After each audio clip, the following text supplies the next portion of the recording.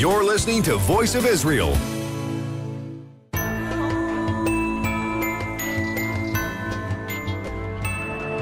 Israel must always have the ability to defend itself by itself against any threats. Welcome to National Security. I'm Dan Diker. Well, this week was a dramatic number of days in Rome, the capital of the Italian Republic. I was there meeting with, consulting with, and interviewing top government officials and members of parliament about where Italy sits with regard to anti-Semitism against Israel and against the Jewish people, and about Italian fears regarding the Iranian nuclear threat. And so Italy stands very much at the forefront, I would say, of a Europe that could be much more balanced towards Israel. There are some that say Italy is the front door, or should be the front door, for the European Union, and that Prime Minister Matteo Rense is a much, much closer friend of Israel and the Jewish people than is widely known. Let me take you right now into the interview with Senator Lucio Malan, whom I asked what type of pressure coming from the Obama administration towards Israel and how that type of pressure affects Italy's position on the Palestinian issue. Well, of course, it encourages Europe to have positions similar to the positions of the United States. I must say that such positions have been held even with presidents, U.S. presidents, much more in favor, much more supporting Israel. But certainly this attitude of President Obama encourages Europeans to take likewise positions. What does that mean in practical terms? Can we see can we see the European Union and separate European states engage in what's known as the BDS, the boycott, divestiture, and sanction against Israel? Can we expect a further intensification of those actions, do you think? Well, so far that boycotting is limited to those guidelines that have been approved only by the Council, by the European Council, and not approved by any parliaments, even less by European parliaments. So I hope that will remain a shameful, but just a shameful piece of writing. What I see is happening day by day is that several national parliaments are passing resolutions asking somehow the recognition of the Palestinian Authority as a state.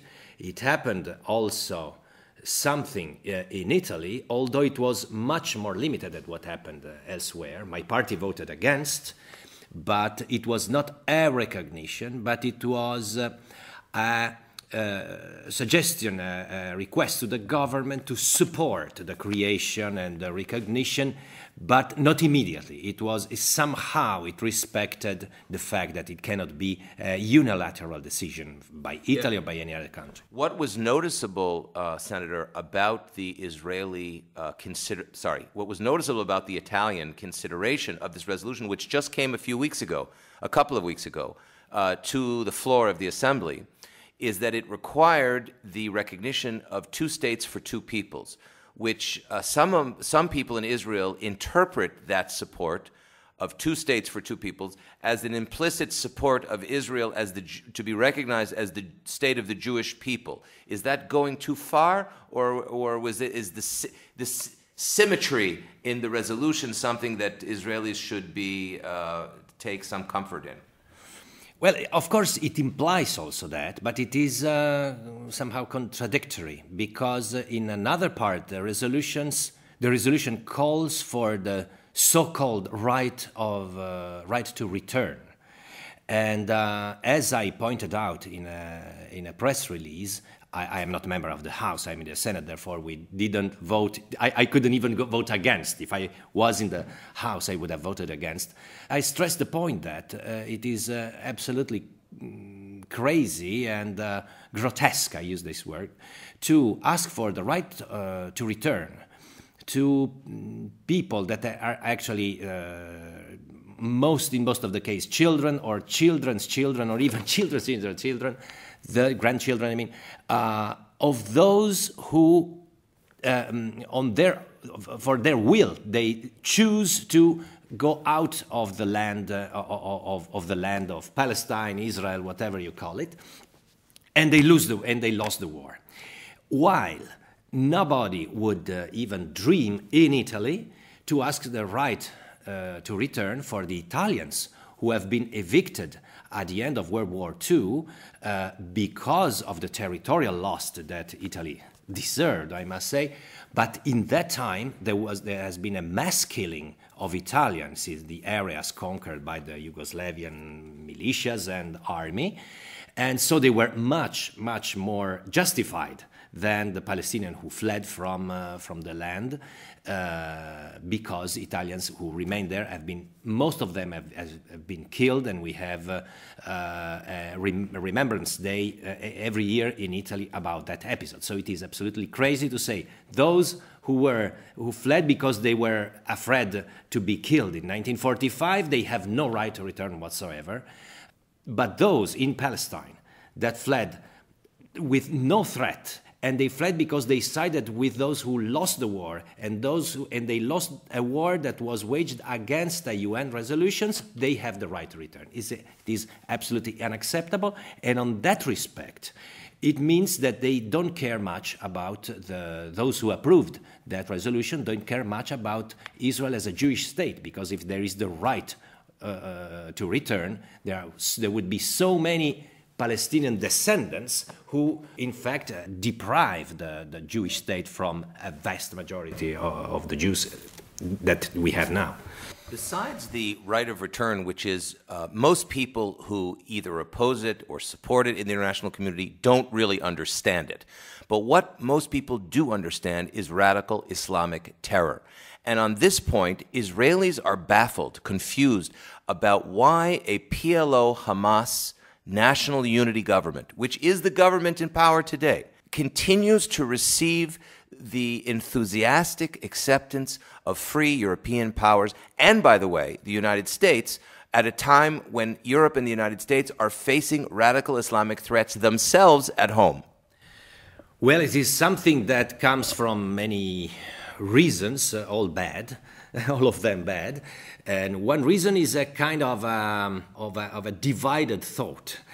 Because when we speak about the Islamic terrorism threat, of course we are very worried and we have to take measures and so on. Then when we speak about so-called Palestinian right to have a state, they forget everything about that, and they forget what Hamas is, and they just consider Hamas as a legitimate organization. I mean, they not openly, but implicitly. In fact, it is another point that I stressed in my press release, that they, in the resolution that was quite complex, quite long, a long text, there was no mention at all of all the acts that have been performed by the Palestinian terrorists, and no mention about the fact that there is a terrorist organization that is running part of the Palestinian territory and trying to run it all. Are we saying here, or are you saying here, Senator, that in the European mind, especially the political class, that on a national level, the Jews through Israel are guilty of a type of original sin, which is why they excuse Hamas terrorism against Israel? Well, you're speaking about anti-Semitism. I would call that the connection between these two. This can be one element.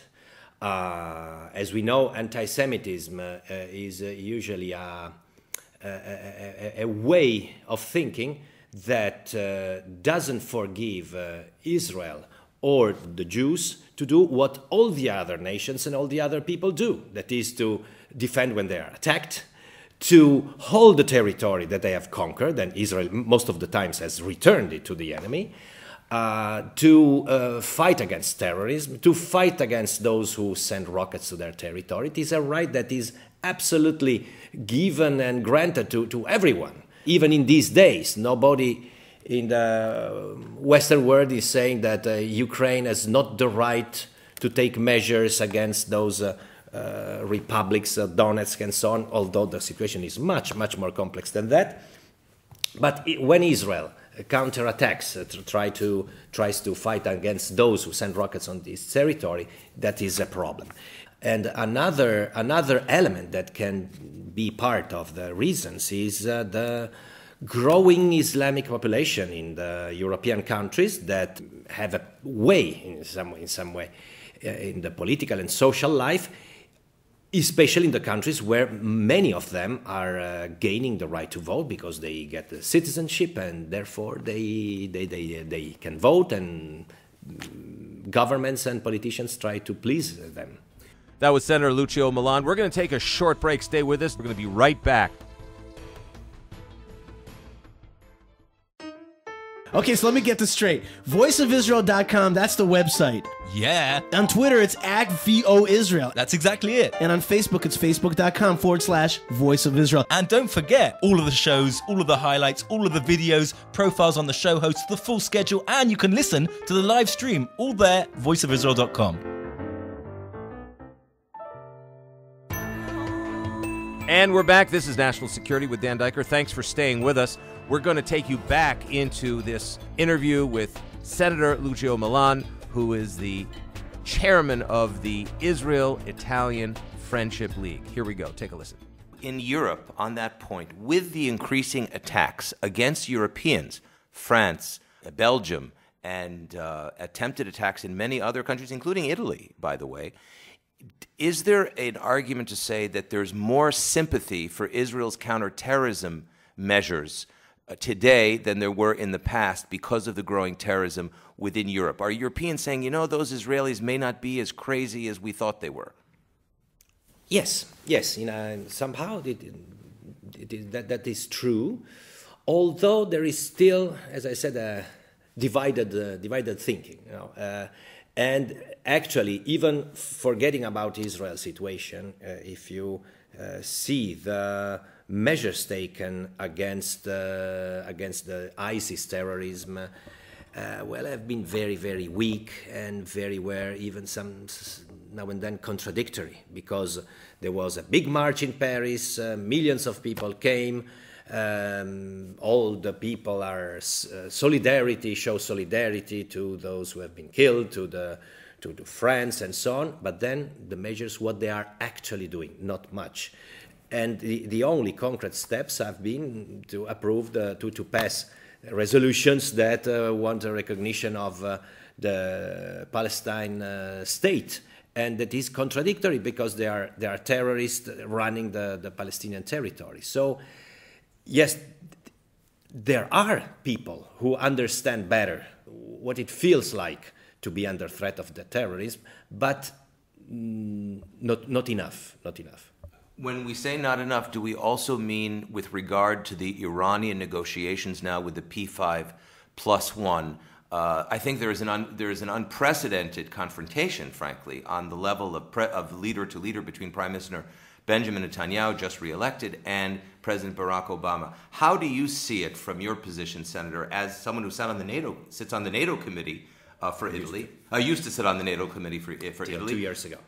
So that's it. I mean, is it your sense that Italy feels the threat of a nuclearizing, terror-backing Iranian regime today? Unfortunately, most of the attention of the public is on the problems of economy, unemployment, taxes, and so on. Even on that respect, in Italy, we are taking the wrong measures, I guess. And so the international issues that are very, very important, even on the economic point of view, don't have much attention from the general public. And but they should. Even in the news, you hear very, very little about Iran. It is kind of a subject for specialists. Who cares about Iran? It's so far, But then his rockets and his nuclear bombs, if they can get them, they can very well reach any of our nations. If Israel were forced to take unilateral action to protect itself against the daily Iranian government's incitement to destroy Israel, which is unprecedented, frankly, in the international diplomatic community. There's been no other nation that has been publicly threatened by by a UN member state. What do you think the response? This is I apologize for the speculative nature of the question, but just as a broad stroke, what do you think Israel would face in Europe if it were forced to defend itself against Iran? Well, what is sure is that I and many other friends of Israel would welcome such a step, because if it is taken, it means, and I am sure that if Israel did take that step, they would show the proofs and the evidence of the advancement of the nuclear plan. Of course, there would be reactions of opposite reactions. It is hard to say what would happen. Certainly, there would be many efforts to say, now we have to boycott Israel, forgetting the fact that we don't boycott many countries who do things completely, do acts of violence. Like Syria, for example. Like Syria, who have much less reasons to do so. Yeah. And then, Senator, how do you understand the growing problem today of anti-Semitism in Europe? This is something that, from the point of view of Israelis, from the left to the center to the right, is a very disturbing phenomenon, reminiscent of the Second World War period. How are you, as a friend of Israel, as someone who heads the Israel-Italian Friendship Committee in the Senate, how do you see the growing intensification of anti-Semitism?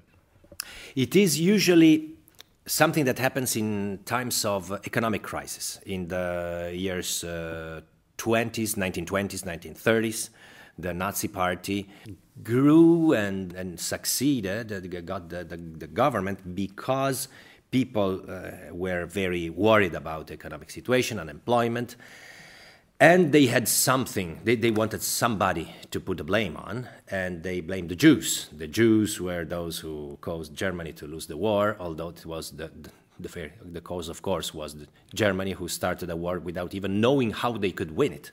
I mean, World War I. Something like that happens today. Numbers are much smaller. I mean, those who show openly anti-Semitic feelings or they utter anti-Semitic slogans, they are very, very few, although very disturbing and very worrisome. But the fact is that there are many more ways to be anti-Semitic. For instance, calling for the recognition of the Palestine state, even when it is ruled by a terroristic organization that calls for the extermination of the Jews. When it is even tolerated the proposal of boycotting Israel products. There are no more militias drawing Magen David on the shops. I mean the 6 points stars on the shops run by the Jews, but they want to boycott Israel at all. So it is the very same thing in a softer way, and it is it is a phenomenon that doesn't refer only to this issue. There are things very similar to what happened in totalitarian times, but in a very softer way, in the very maybe technological way, very legal way, very, soft way, but at the end the results are the same, and the people are not aware of that. So that brings me to my next question. What can Israel do? And I'm speaking to you as a public friend of Israel, who's visited Israel, who knows Israel, who understands anti-Semitism, who's fought against this issue. What do you think that Israel could do if you were sitting in Prime Minister Netanyahu's bureau? What would you advise him to do on the level of policy, public diplomacy, vis-a-vis Europe, anti-Semitism, and the delegitimization of Israel? I think that many things are being done already to collect and show and present evidence of the discrimination that there is being performed against Israel, about the reality of several Palestinian organizations that are terrorists and support terrorists and are hand in hand with terrorists, at least ideally or ideologically, with terrorists even out of Palestine. We would need maybe to be able to pass that in the news, to make the news.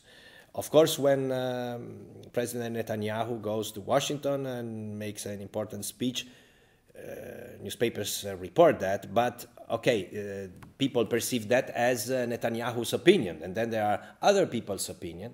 Well, there is evidence of many of the things we are saying. This is the evidence that boycotting Israelis would be a shame, exactly like the shameful boycotting or destroying the Jewish-owned shops in Germany of the 30s. And we should find a way to make it in the news. Many big media put all those things in a very second or third level of attention, and paying attention to things that have absolutely nothing important. And there should be a way. We should find a way to make it a news. So what you're saying is put the Palestinians on their heels in the sphere of media, and stop being so defensive. Palestinians and the anti-Israel that actually are anti-Semitic. I think that by far the vast majority of those who would never authorize, never support boycotting Israeli products, they are not aware that most of them voted for parties that at the European level and sometimes at the national level are supporting such measures. So that should be made clear. Understood. And finally, Senator, Prime Minister Netanyahu, it's been reported behind closed doors, has the sense that Europe is lost, and that they focus much of their public diplomacy and foreign policy, if you can call it foreign policy, security policy, towards the United States, where they believe that the American people clearly have been with Israel, continue to stand with Israel. Is Europe lost? Is Europe lost to Israel, or is there room for optimism? Well, I think that if I was an Israeli citizen, an Israeli leader, I would make U.S. a priority, because U.S. are stronger, are more important, and they are more likely to support Israel. Nevertheless, Europe is not lost. I think that Europe's bureaucracy of the European Union, Europe's elite, self-appointed elite of thinkers, of intellectuals, or self-appointed intellectuals, are lost. But there are millions, scores of millions of Europeans that are more or less supportive of Israel. Certainly, if they have to make a choice between Israel and its enemies, or say Israel and Palestinians, that I don't think they are enemies of Israel. Some authorities of Palestinian are enemies of Israel, but Israeli-Palestinian people is not. Well, they would certainly choose Israel. But as I said, since those very people are not informed well enough about what European bureaucracy, how can a normal person pay attention to the fact that the European Council, they don't even know what it is, because they don't elect it even indirectly, but in a doubly indirect election. They don't even know what it is, the European Council, even less they know what are guidelines of the European Council, but they are performing, in a way, the same things that the SS militias were performing against the shops belonging to the Jews. So if those people were more informed, they would ask the parties they vote for to have a different position towards Israel, or they would change the party they vote for. Senator Lucio Malan, the chairman of the Israel-Italian Friendship Committee and a former on the committee of the NATO allies in Europe, thank you ever so much for speaking with us on national security here from the heart of Rome, and we'll welcome you again in Israel very much soon. Thank you very much, and shalom to everyone who is listening. And there are many people in Europe who pray for the peace of Jerusalem, and prayers will be answered. That was Senator Lucio Malan, the chairman of the Israel-Italian Friendship League. Right after the coming break, we're going to have former deputy president of the Italian Foreign Affairs Committee, Fiamma Nirenstein, join us and give us her analysis on where Italy is with regard to the Iranian threat, anti-Semitism, and the Palestinian issue. Stay with us.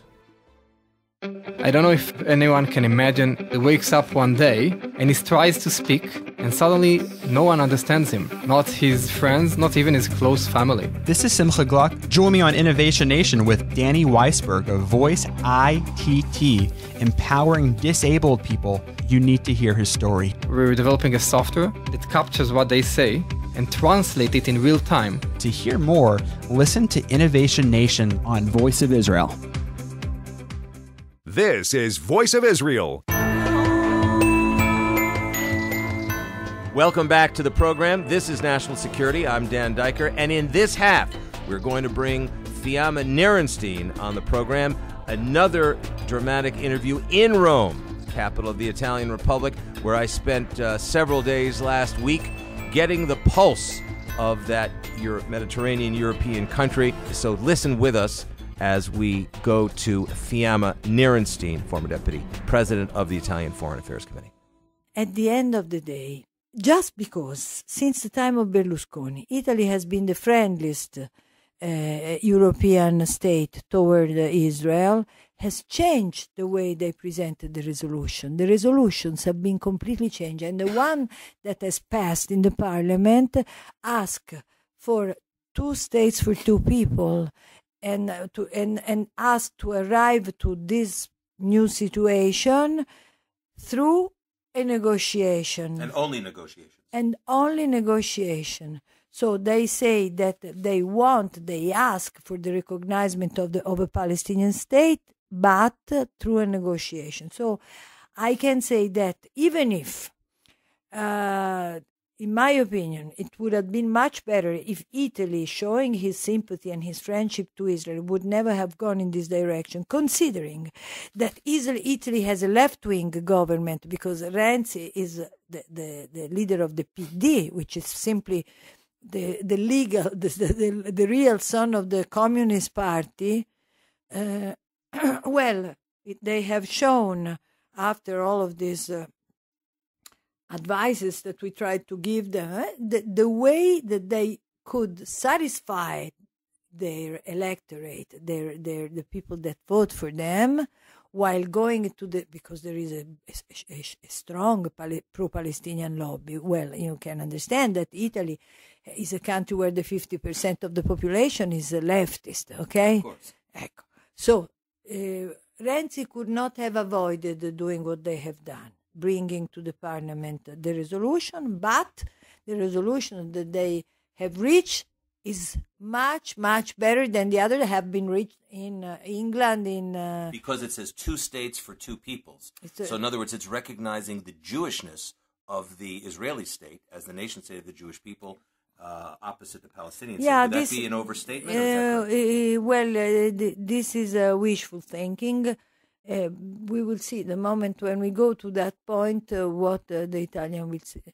But I must say that here we have to consider that not only the Italian but all the European press and information, television have gone very strongly against the proposal in the parliament, first in the cabinet and now in the parliament, of declaring Israel a Jewish state. This is something that they immediately read under the lens that the Palestinians have offered them, and this is a problem because they are very strong as a propaganda machine, and we don't do enough about it. And they propose the idea that this is a racist statement, and it's so easy to explain to them that Israel is naturally the land of the Jewish people. It's so clear. It was formed for that. It was born for that, just to be the state of the Jewish people, and that it respects and honors its minorities.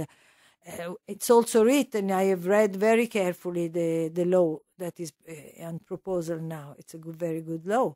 Now, I think that in Italy is exactly the same. Italy is the land of the Italian people, is the state of the Italian people, but all the minorities, and there are very many, are respected, honored, and enjoy the same privilege by the law that everybody else, Italian included, enjoys. So Israel should be very clear to that, must return in its explanation. I've written an article very recently, but I've been attacked several times about this issue, because when you try to explain that it's natural that Israel will be the home country of the Jewish people, well, it's much less understood that you should expect it to be. Tell me, Fiamma Nirenstein, what practical will Israel come under from the European Union because of the intensified pressure and animus by U.S. President Barack Obama towards Israel? What can we expect to see from the Europeans? Well, the pressure have a name. The name is territories. Territories. Leave the territories. Don't build in the territories. That means Jerusalem also. Yeah. It's not, well, look, it's not so underlined as the West Bank territories are. So we better leave the subjects aside, we better not raise the subject of Jerusalem. I'm very clear on that. Let's try not to go on Jerusalem, because otherwise we can find ourselves in deep troubles. It's true that they already, the European Union never lose an occasion to raise its voice when we build in Jerusalem, in East Jerusalem. This is something that they can. What you're saying, Fiamma Nirenstein, is that the European Union is not focusing on Jerusalem now; they're focusing on the West Bank, which Israelis understand to be Judea and Samaria. Exactly. So that Israel actually has an opportunity to let what they call sleeping dogs lie and just deal with the West Bank issue and its diplomacy. Absolutely. This is what I'm saying. Let's Jerusalem on the side. Let's not talk with them about Jerusalem. It would be too hard. They are not ready for that. And we too are not so ready for that. I know former Deputy President Nirenstein, that Matteo Rense, one of the youngest prime ministers in the history of the Italian Republic, has been also tough on Iran. He hasn't accepted so easily the P5+1 negotiations. Well, here I want to tell you that Europe has a different position from Obama. While on the so-called Israeli-Palestinian conflict, which is at the end of the day, it's an Arab-Israeli conflict, if you look at it. And it's also a Muslim-Israeli conflict, because of the attack on Israel is... Or a Muslim-Jewish conflict. No, because the Jewish are not in conflict with the Muslim. It's the Muslim attacking the Jews. Muslim-Jewish conflict. In other words, I would argue... It's a religious attack. Yeah. Just, we see so many around with terrorist attacks and with... regarding Iran. About Iran... First of all, we have a French position, which is very strong. Deval has already come up with a very clear point. There has been a letter to Obama, and there have been statements. And why? Because the French realized that Obama has been trying to reach an agreement with Iran under the table. And then suddenly they realized that they were exchanging secret letters and, all the things that we know. From what you know from Prime Minister Renzi, is there concern in the Italian government about those letters and those understandings between Obama and the Iranian regime? Well, I don't know directly from him, but I know from people that are close to him that there are problems connected to a possibly not good agreement with Iran. So it's not that they take whatever Obama does for granted. They don't think that Obama, because he's trying to reach an agreement with Iran, then the agreement will certainly be good. No, Europe doesn't have this idea. So Europe is discussing him, and I think that, again, I come back to this point. I think that Israel never puts enough attention on Europe. Never. They, for instance, why do not they leverage as much as they can on this French disagreement? France is a leading state in Europe. It's a very important state. It's an atomic state. France doesn't want an atomic power in the surroundings, also for, so to say, personal reason, because it is an atomic power that doesn't want on his same territory anybody that will be able to challenge it. You see what I mean?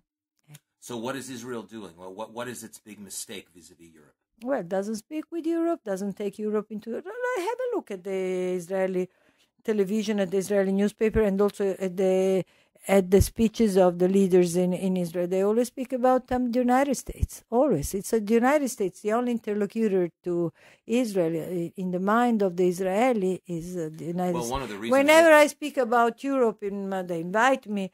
Very recently, I was honored to speak in a conference in memory of Barry Rubin about this subject. And I was invited just to speak about Europe. I was the only one speaking about Europe. The people were very interested in that. There was a very distinguished public of scholars, and they don't know a thing about Europe because Israel doesn't discuss Europe. Are you saying that Europe is not lost for Israel, that Israel should pay more attention? Because Europe is not necessarily lost. Look, Europe as an institution nowadays is lost for itself, not for Israel. It is a huge, immense, bureaucratic... mammoth. Yes, mammoth. Monster. Exactly, yeah. Monster that is all secluded in its own effort to survive. Mm-hmm. The money that it costs, the number of people that participate. The bureaucracies. It's an immense bureaucracy. They also created nearby the bureaucracy of the European Union itself. They created another bureaucracy of the diplomats of the. Did you know that? That the European Union has diplomats on his own. We know that because they are everywhere. So they have a double-track bureaucracy, which cost billions to the impoverished Europe, and Europe is a failed state.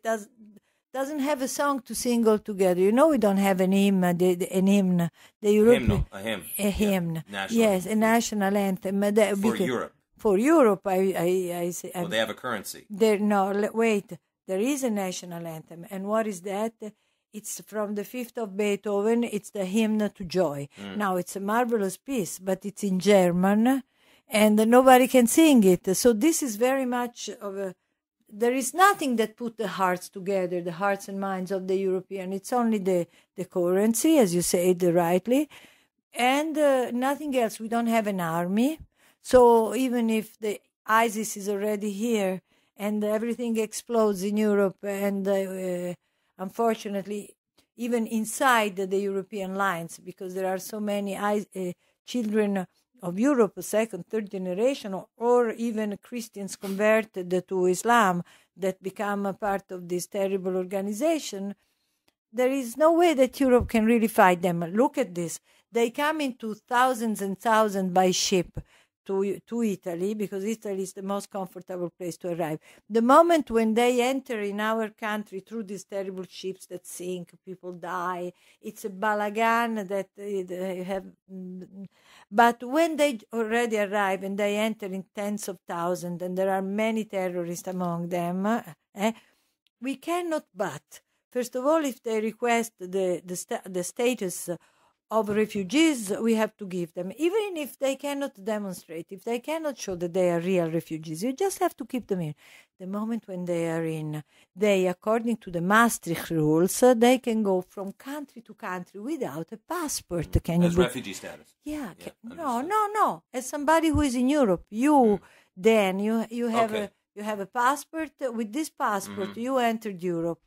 Now nobody will ask you for a passport anymore when you go from Italy to Germany. You're in. So Europe is in this situation, a Luna Park where everybody can get into the continent and start fooling around, organizing terror, and diffusing messages that will destroy Europe. But that gives Israel an opportunity to share its security expertise much more greatly with European powers. Well, I'm not informed how much they do it. I think they do it quite a lot. There are commissions that work together. What I think is Israel should, first of all, take to Israel lots of leading classes from Europe.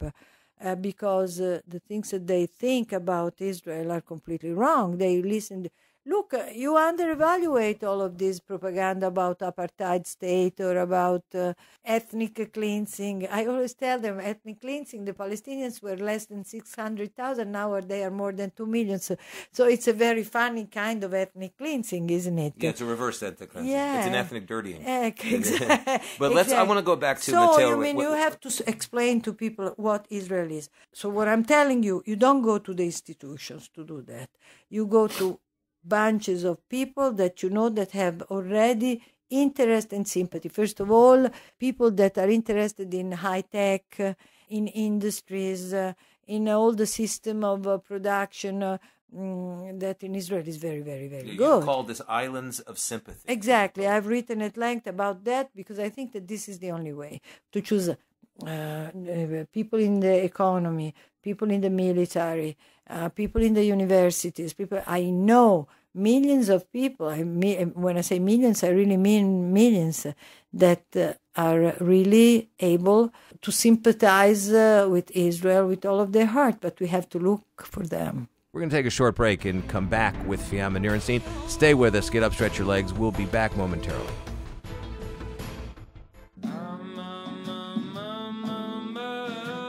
Voice of Israel, הקול של ישראל, משדרים מירושלים, broadcasting from Jerusalem, voiceofisrael.com.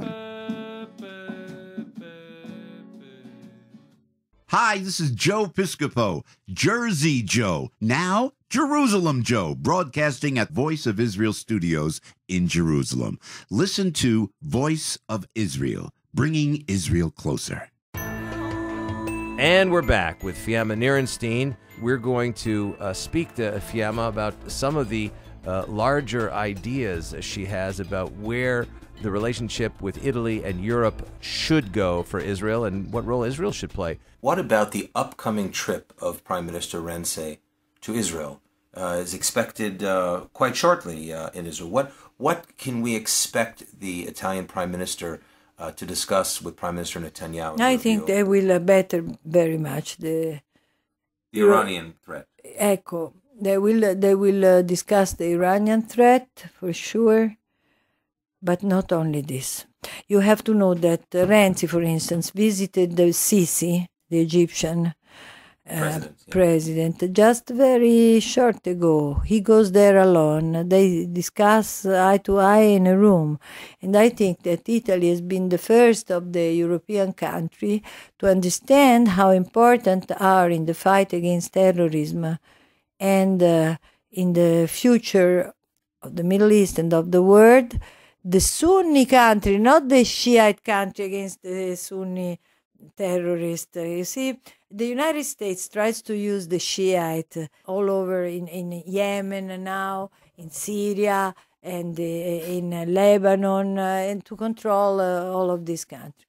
Well, this is a great mistake because this is a way to increment very widely the Iranian imperialism. I think it's not convenient for anybody. I think that Europe can understand this, and they can understand also that to fight Sunni terrorism, the only real good one in doing that are the Sunni moderates, not the Shiite extremists. Which is what the United States is doing now, is backing Shiite extremists to fight the Sunni what moderates. I say now. Yeah, absolutely. Yeah, no. So is it your view that Italy is probably one of the most sympathetic countries to the existential threat faced by Israel from the Islamic Republic of Iran in terms of its nuclearization and its terror-supporting activities around the Middle East and the world? Yeah, look, I think that Italy can very well understand the danger. Italy is not very powerful, but has a big bunch of also oil interest and also in industry interest, so it can help a lot also in the relationship with Iran. I mean, at the moment, but France is the first in Europe now. So if Israel wants to find an ally about Iran, I know it was written on the newspaper, so I don't reveal anything important. that Cohen, the advisor of the prime minister, was in France and went to speak with the French. I think they spoke. I don't know what they spoke about. I was not in the room, but I can suppose. You're talking about the head of the Shabak, Yoram Cohen. No, you're talking about the advisor of the strategic advisor of the prime minister. Oh, Yossi Cohen. Yossi Cohen. Yes. Let's turn for a moment to a problem called anti-Semitism in Europe. I want to connect it, Fiamma Nirenstein, finally, to the problem of Iran and the problem of the Palestinians. Mm-hmm. There is a direct connection to the anti-Semitism that is firing up, that is turbocharging up now, connected both to Israel being pegged by the United States as the killjoy on the Iranian deal, and on the headed by Mr. Netanyahu of the Likud party and the Prime Minister of Israel, and on the second side, Israel's the accusations against Israel that it's publicly refusing, quote unquote, to make additional concessions on the Palestinian issue. Those two issues seem to coincide with a greater deal of anti-Semitism in Europe. I'm afraid so, yes, indeed. I think that, first of all, the first factor in the European anti-Semitism is not the traditional European anti-Semitism, even if it's clear that, the background is still the fact that Europe has always been a Catholic or Christian anti-Semitic country in the past, and then it became a Nazi anti-Semitic and fascist anti-Semitic country, and then it became a communist anti-Semitic continent. So, it's anti-Semitism, no matter what was the ideology that was the leading ideology of the continent, has been the direct heritage from one ideology to the other. It's always there. Now, the ideology that is spreading anti-Semitism in Europe nowadays is not the traditional classical anti-Semitism of considering the Jews an inferior race. It's no more. It's a few lunatics that are just some fascist and neo-Nazi. There are in Hungary, in Greece, there are big parties, even they're warring with some in Germany too. There is one that is coming up in this period and it's warring. But this is not the main trend. The main trend is what I call the Israelophobia trend. The Israelophobia, the diffusion of incredible lies. The Aftonbladet, which is a very civilized newspaper, daily paper in Sweden, civilized country, published a big article where they very surely affirmed that the Israeli soldiers kill people to steal their organs and make a trade out of it. Well, that's more than Israelophobia. That's classical anti-Semitism. No, but it is the Israeli soldiers that are doing that. They would never say that that the Jewish in Rome is doing something. They kill a boy to steal his organs or put his blood so in it's the nationalization of anti-Semitism. in the mazzotti. It's completely nationalized. It's Israel. It's only Israel and Israel.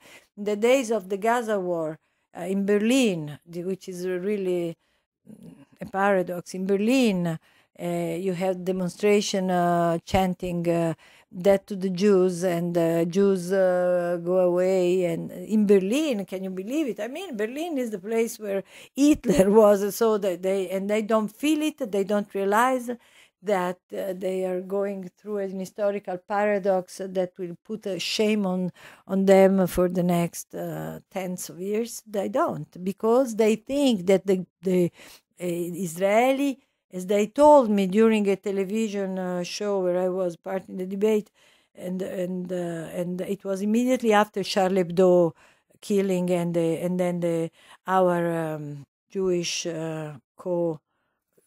friends in the supermarket, in the kosher hypermarket in Paris. So I was discussing it, and it was the day of the remembrance of the Shoah, and there was a journalist that asked me straight, as if she really believed in that. She said, "But don't you think they had some reason to go and kill these Jews in the hypermarket, as you killed so many children during their sleep in Gaza?" I jumped up and I said to the journalist, why do you do something like that? I mean, you knew that this woman was going to come and say such a shameful thing, and it is in the day of the memory of the Holocaust. How do you allow something like this? Shame on you. And he said, in my programs, I do what I want. That was Fiamma Nirenstein, former deputy president of the Italian Foreign Affairs Committee. And that ends our program this week. Stay with us next week. We have a lot going on the playing field of delegitimization. We're going to have Bassem Eid on the program, who's just come from Los Angeles and Boston and other places in the United States, actually giving us his take as a Palestinian, but a Palestinian that actually appreciates Israel and supports Israel as the nation state of the Jewish people. He's going to give us his take on where delegitimization is heading. It's a major problem, and it's intensifying across college campuses. This is Dan Diker. We look forward to welcoming you again in just 7 short days. This has been National Security. God bless and stay safe. Voice